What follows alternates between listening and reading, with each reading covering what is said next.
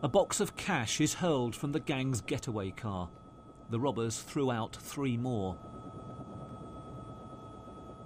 But a police helicopter followed every second of the gang's high speed and often dangerous escape after they'd attacked a cash van.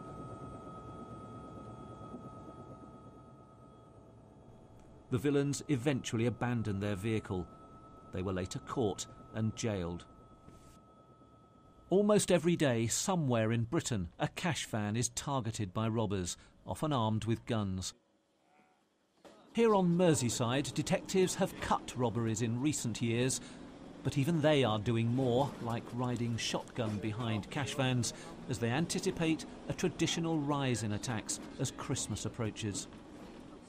You've got organised crime groups committing this type of offence, but you've also got the opportunist thief who sees a man carrying a cash box and sees it as an opportunity perhaps to make an easy buck or two. Let me tell you, it's not. Across the country overall, there has been a spectacular rise in cash van robberies. Back in September, as the credit crunch began to bite, a leaked government memo warned that acquisitive crimes like cash van robberies were likely to increase. Well, we've been given statistics that show it was already happening by then, and now it's getting much worse. For the first 6 months this year, cash van robberies were down on the previous year. But since the summer, the number of attacks has risen significantly, by an alarming 23%. Cash boxes that explode with dye are used to identify robbers, but those who think they've scrubbed off the evidence are having to grapple with more advanced technology. They won't know they've been sprayed with smart water. There are special torches that will detect it. And police are urging the public to help them. I think as we all go about our Christmas shopping, we see cash deliveries taking place.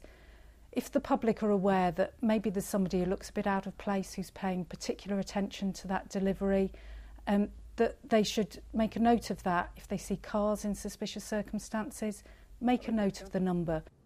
You'd like to report a suspicious incident? At the secretive nerve centre run by the British Security Industry Association, couriers who spot suspicious behaviour during deliveries report the details.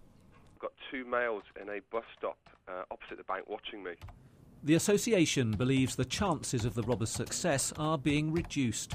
Now, they don't know who's watching them, when.